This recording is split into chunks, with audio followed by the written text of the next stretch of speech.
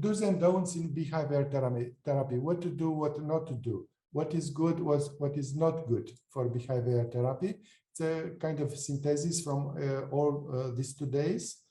And let's go. Okay, so yes and no things. So one first yes, it's work in a team with experienced local beekeepers that are practicing ideally organic or medical grade beekeeping. Okay, so working alone is not a good idea. Okay, so search in your area who is an old beekeeper, but also a good beekeeper, an experienced beekeeper. If you don't have organic beekeepers in your area, you can ask, because you can enlarge, you can look to your region, and sooner or later you'll find something, some people like this. If you don't have medical grade beekeepers, like people trained in the medical beekeeping, you can ask us, you can join the German Aromatherapy Society. We have there a big experience on this topic.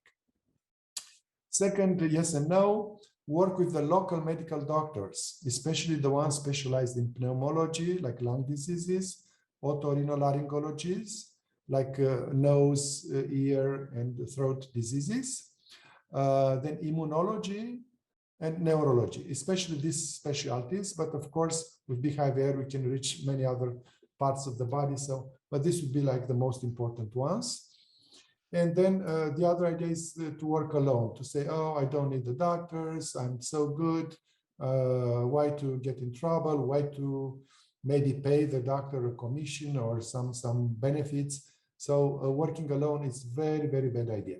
So always try to find the health practitioners from your area, because they don't know about beekeeping.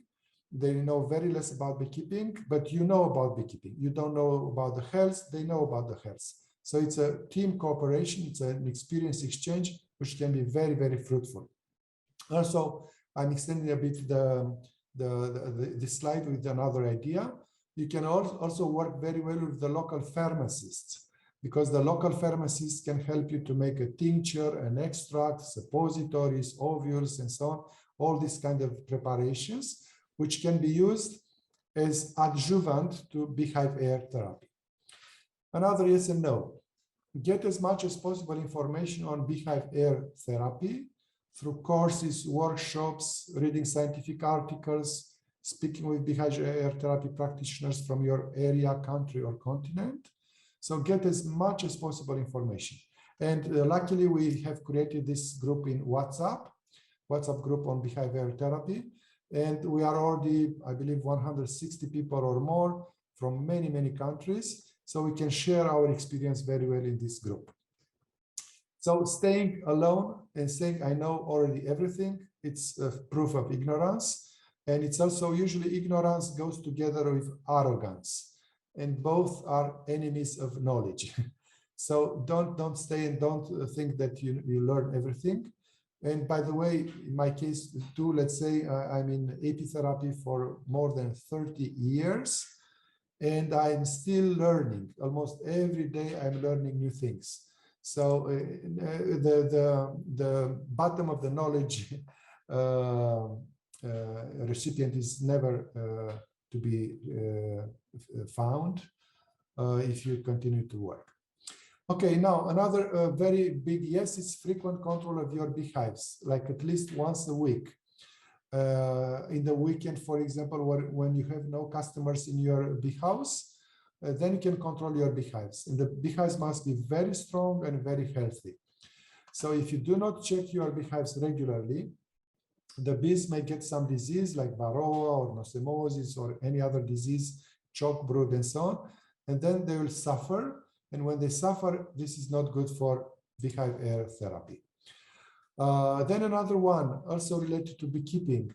It's a good idea to get all the licenses you need for the practice of beekeeping. Ideally, as I said, medicinal beekeeping from your local authorities or local associations, including from your local veterinarians specialized in the bee health. So this kind of having the licenses, it's good also for your own, relaxing, to relax your mind. And on top of this, of course, a local veterinary, which is specialized in bee health, will be of good help in case you have some bee diseases which you cannot deal with. And opposite is, of course, people which are saying, oh, I can work alone, I do not need any licensing, why to pay some taxes to the local government, so I want to spare the money. But working alone, it will be like a lonely wolf. And the lonely wolf, sometimes they have success, but sometimes may get in trouble. Then another principle here, do's and don'ts, is use only ecological natural materials, ideally approved by the associations of ecological housing in your area. There are many associations which are specialized in ecological houses, like how to build an ecological house. Here is just one example of this. There is one mistake here. I got this photo from internet, from Google a few minutes ago. It's what is the mistake here? Can you tell me? Maybe you'll tell me during the discussions. The mistake is the water is too close. And when it's winter time, the water will evaporate here more or less. You'll get some fog, and the fog may affect the bees. The bees don't like excessive humidity. But just the idea of having a house of wood and this kind of roof, it's very nice in your natural environment. And here is a mistake which is made sometimes by the beekeepers who want to spare money, to not invest too much money into the bee house, and they make with such materials which contains potentially toxic substances. Like this kind of material contains formaldehyde, which is cancer-giving, cancerogen. Here again, healthy bee colonies is a yes. Strong bee colonies is very, very good with enough space too. And here is colonies which suffers of diseases. And by the way, here is one, let's say, alarming kind of information. Because when a disease, a colony has like diarrhea caused by osmosis or other factors, or they have chalk brood, some of the volatiles from these things will go into the air. Of course, the colony smells very bad, smells like caca of the bees. It's a very, very bad sign of very poor quality. But it may be even dangerous for some patients, because if they inhale this kind of bad substances, bad volatiles from diarrhea or from chalk brood or other diseases, this will not be good for their lungs. So you must be very, very careful about the health of the bee colonies. It should be very healthy and no diseases which can affect the air inside the colony. Practically no disease is allowed in the bee colonies which are used for beehive air therapy. Another very simple, very logical yes and no. Of course, as I said, we said hundreds of times, clean environment, far away from cities and pollution. This is a no-no for beehive air therapy. Or even if the APR is located near a lot of land which is with industrial agriculture, this is also not a good idea. I remember here in California, they have these huge areas with almond trees to make the almonds, and they are spraying like crazy with all kinds of insecticides to eliminate the diseases which comes on the almond trees, but they are killing also a lot of bees. So when the beekeepers are going there, they get money from this industrial agriculturists. It is good for their financing, but they damage the health of their own bees.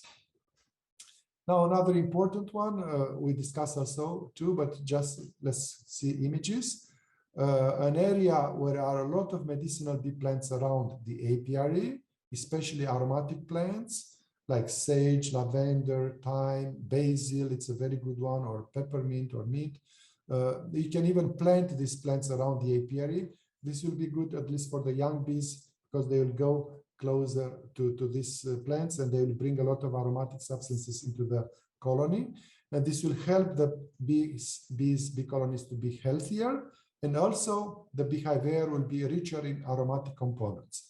So learn everything you can on aromatic plants. Speak with your nearest specialist in aromatherapy, buy books on aromatherapy, and it will help you a lot in the future in your beehive air therapy system. And of course, here, poor areas. An area like this one, it's like a desert for the bees. It looks green, but it's a desert for the bees.